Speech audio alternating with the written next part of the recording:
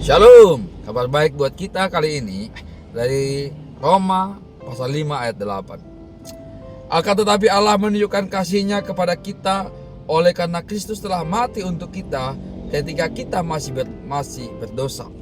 Apa yang dikatakan di kitab Roma ini adalah bicara tentang kasih Tuhan dan pembenaran kita. Tuhan telah menunjukkan kasih-Nya kepada kita ketika kita masih berdosa. Artinya saudaraku yang terkasih,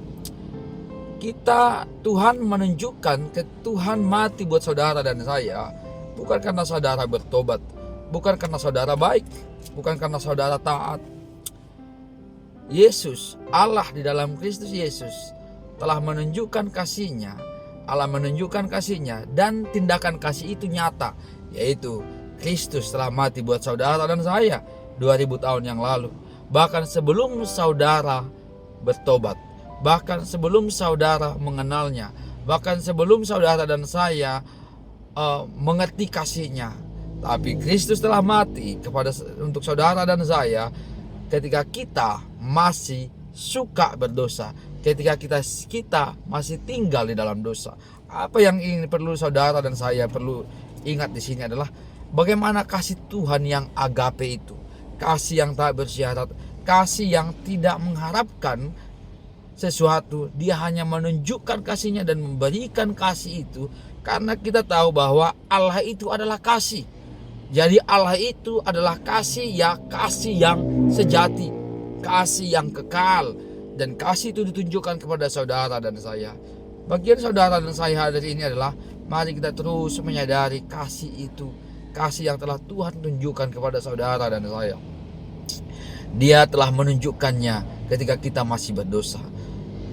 Saya percaya ketika kita terus menyadari kasih ini, inilah yang membawa kepada perubahan sejati. Inilah yang membawa pertobatan sejati. Yang bisa membuat kita bertobat sejati. Bukanlah karena usaha kita, bukan karena tindakan kita. Saya berusaha adalah hal yang baik juga. Tapi pertobatan sejati selalu muncul, selalu hadir, selalu lahir dari mengenal kasih Allah yang sejati, yaitu Allah mengasihi saudara dan saya ketika kita masih berdosa. Kasih ini luar biasa. Kita berpikir Tuhan mengampuni dosa kita, Tuhan mengasihi kita ketika kita jadi orang baik, ketika kita taat. Tapi ayat ini menceritakan firman Injil, kabar baik ini berkata Tuhan telah menunjukkan kasih-Nya, telah menunjukkan kasih-Nya ketika kita masih berdosa. Wow, kasih yang luar biasa, kasih yang unconditional love, yang tak bersyarat, kasih yang kekal, yang sejati, tak berubah. Ini bukan tentang kasih saudara kepada Tuhan, tapi tentang kasih Tuhan kepada saudara dan saya. Mari kita menerima kasih Tuhan ini. Kita menghargai kasih Tuhan. Kita membiarkan diri kita dikasihi Tuhan dengan kasih yang sejati. Tuhan selalu ingin mencurahkan kasih-Nya. Sifat kasih adalah ingin memberi. Allah adalah kasih. 1 Yohanes 4 ayat 10. Inilah kasih itu. Bukan kita yang telah mengasihi Allah, tetapi Allah yang terlebih dahulu mengasihi kita. Ya, kasih yang sejati adalah kasih yang dari Allah.